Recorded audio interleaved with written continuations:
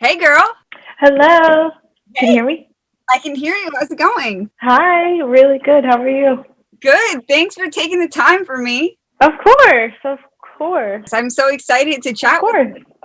Yeah, I could chit chat all day. So you. So, Samantha Caudle, dancer extraordinaire, and just kick ass content creator, really. That's kind of my gist to kick off, but I really want to pass it to you to give us an intro on who you are. Besides, I'm sure you're way more than just a dancer and just a dance teacher, but I've got to say, from a very outside perspective, you're really cool. It's so thank you. amazing and everything. But yeah, give us a little rundown on who you are. Wow. Okay. I am just exactly what you said. I am a content creator for work, a choreographer for artists, a teacher for dance students, and an overall artist creator. I like to create stuff, but I'm also a big dork, a big weeb. I love anime. I'm a girlfriend, and I'm a dog mom. I saw that. And that's who I am. Yeah, that's who I am. So yeah, that's a little about me. That's a perfect intro. Where are you from? I'm originally from Indiana. I moved out to LA when I was 18. I graduated high school early, and I was like, I just want to do it. So I just came out here, and I've been out here for almost 10 years now. So this is home. LA is home to me, but I'm originally from a really small town in Indiana with a lot of farms and football and things. Cool. And so did you go out to LA for dance? Yeah, so I came out here not knowing what I was doing at all and just dove into dance. I didn't know exactly what I wanted to do with dance. I knew I wanted to choreograph and do what I'm doing now. I just didn't know how to get there. So it took me many of years in creating who I was as a person to better help me in my industry and things like that. So it took some time, but I eventually got here to where I wanted to be when I was 18. Okay, so that's the thing I want to talk about. But before then, did you ever consider college? And we'll leave it at that. Did you ever consider college? Yeah, so actually, that's a funny story. So I graduated high school early, and my plan was to go to cosmetology school or barber school. And I was actually signed up for cosmetology school because I love doing hair and makeup and things like that. And I just thought I would do that as a side hustle while I was in LA trying to do my dance thing. And the day before I was supposed to go, I was like, I don't know. I think I just want to move. So I ended up moving and also doing online business school at the same time. And after a year of doing school online, I was like, I just don't have the time, energy, or effort to put into this at this time. And yeah, that's what I did. So I did a little bit of school. I think school is great, and I actually really like doing school things. I was really good in school, but I just focused on my career path at that time. So that's what I did. Good for you. And then did you have friends who were going to college and then friends who at the end of college were getting 9 to 5s? I'm curious what your experience was with that and how you internalized that, or if it just didn't matter at all. Okay, so I'm very stubborn. I'm very Leo-esque. So to me, nothing matters besides what I feel for my path. And I'm very strong in that, which is a blessing and a curse. But while I was going through the process of getting adjusted to LA and understanding what I was doing and if I was making the right choices all the time, I was like, wow, there was a time where I was like, should I have gone to school? Should I have done something different? Of course, I think everyone goes through that. And I was seeing my friends back home that took that path, but I was also seeing them unfulfilled, a lot of them. And I saw a lot of them kind of be like, now what, so it didn't really make me feel like I needed to do that, but I did question it sometimes, as Good for you. everyone does, I Just think. focus on what you wanted. Even for those of us who are very motivated and want something, it's hard to not be distracted by the noise. So cheers to you. Oh, for sure. Oh, thank you.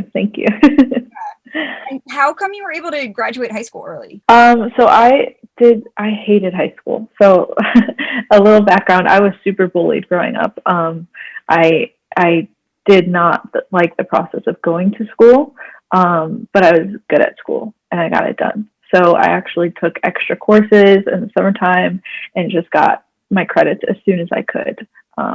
I think there's a rule in Indiana where you can't graduate as a junior. So I had to wait until my senior year to technically graduate, but I had all my credits like ready to go. I wanted to just be done with it. Yeah. So I worked really hard to get that done.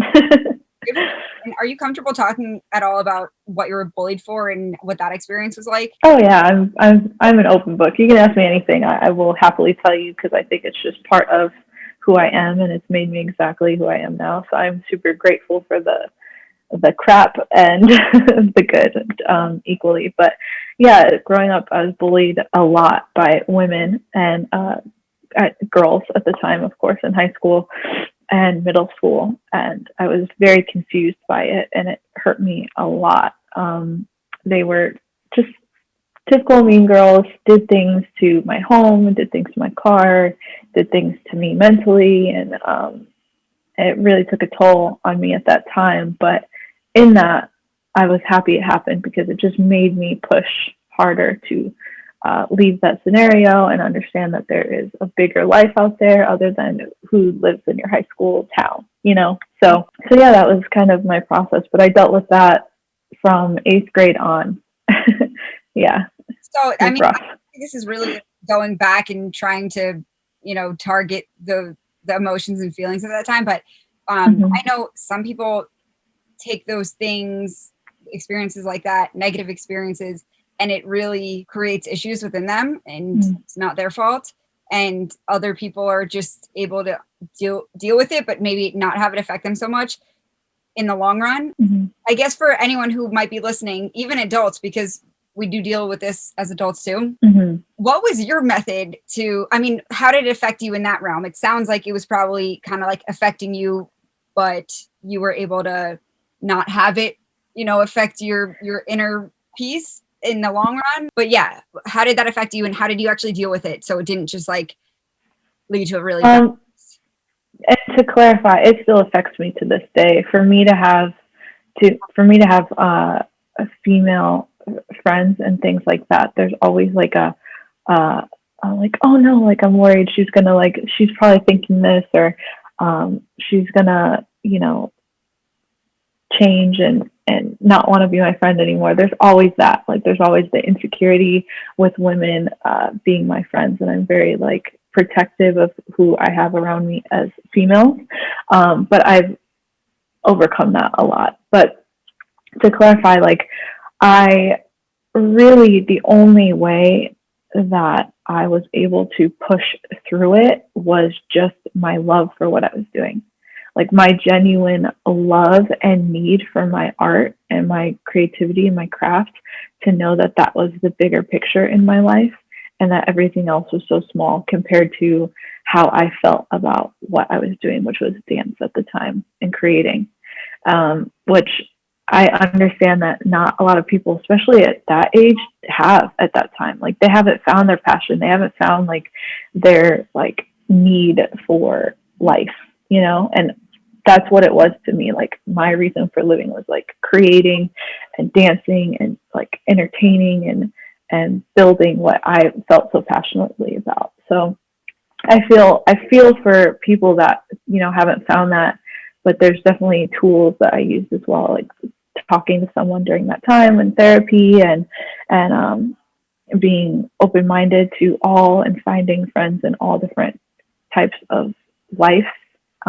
meaning like cultures and creative worlds. And I had dance friends that were so different than the people in high school. And I kind of just tacked on to like what made sense with just being so open, Does that make sense? Yeah, it does. And that's really awesome that you were able to keep things in perspective, which is also really hard. But I'm referencing how you said that you were just focused on your love for your craft and everything. But I'm sorry you dealt with that. Oh, that's all right. I'm never sorry about anything. I have no regrets in life. I have no regrets in anything, because again, it's made me exactly who I am, and I freaking love who I am today. Like I know I am the best version of me, and I'm still getting better every day. But I mean, like, wow, it's definitely shaped who I am. It's made me more thoughtful of how people think. It's made me like really have empathy that I didn't have before, So it's all good. It is all good.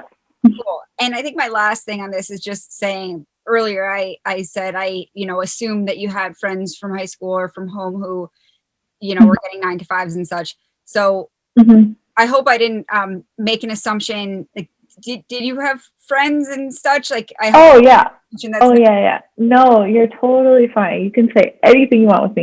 No, I totally had friends. I actually really liked everyone that wasn't a part of such a bullying mindset. So I had friends. They just weren't like, I couldn't rely on them. We wouldn't have like hangout sleepovers and things like that. I probably had like 2 really good friends in high school that I still kind of am aware of and keep in touch with sporadically. But everyone else was kind of just drifted and things like that. And it's probably for the best.